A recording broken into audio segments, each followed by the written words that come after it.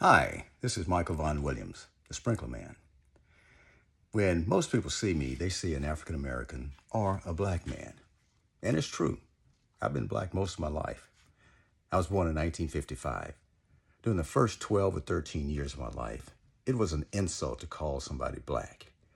And that could lead to a fight, and many times there were fights. It wasn't until the James Brown song "Say It Loud, I'm Black and I'm Proud," I'm black and I'm proud came out, that most people of color began to take pride in their blackness and the black culture. Forced integration in 1970 created opportunities for me to interact with white individuals on a regular basis. After a few months of fights, skirmishes, and unrest, we settled in as fellow students, teammates, clubmates, and friends. Over time, we believed that we could live in a colorblind society and not have our blackness held against us as we competed for opportunities. We just wanted a fair playing field. The majority of black Americans love America because this is the only land we know. We bought into the notion that hard work pays off. We believed as we got stronger, America would benefit from our successes. What was not anticipated was our growth and successes being seen as a threat and not an additive benefit to the United States. Throughout the 56 years period between 1968 and now, I've experienced the cold stares, been ignored, derogatory name calling, overlooked for promotions, and more. I share this because in my 69 years, I've had the opportunity to interact with people of numerous colors and races. Some have been good, and some have been not so good.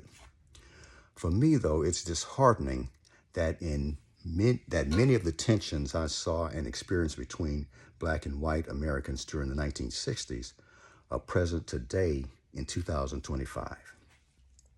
These are not feelings we are born with. Instead, we must be taught. They must be learned, embraced, and passed on.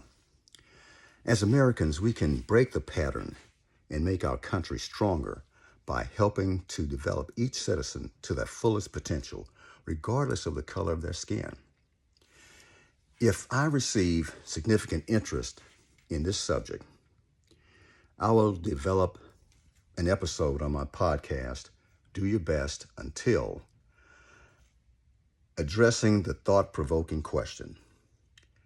And that question is one that I've thought about, for over 50 years.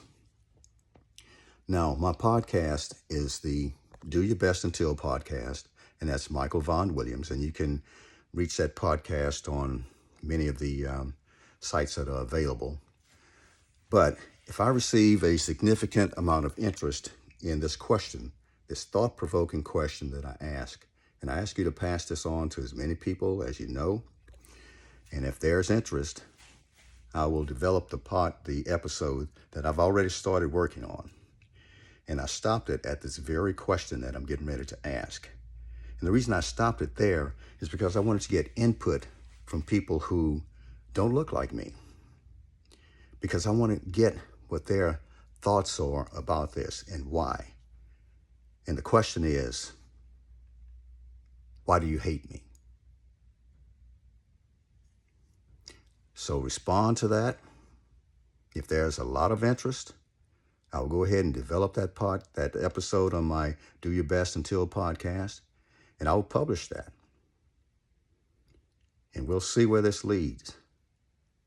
But I think if we can answer that question in this country, it'll make us a whole lot stronger. Because sometimes I think, because again, I've been thinking about this for over 50 years, we don't really understand the why behind that question.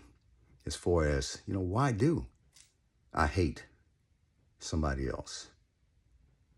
So we'll see what the response is. And if I get an overwhelming response, I will develop that episode and it will come out within the next couple of days.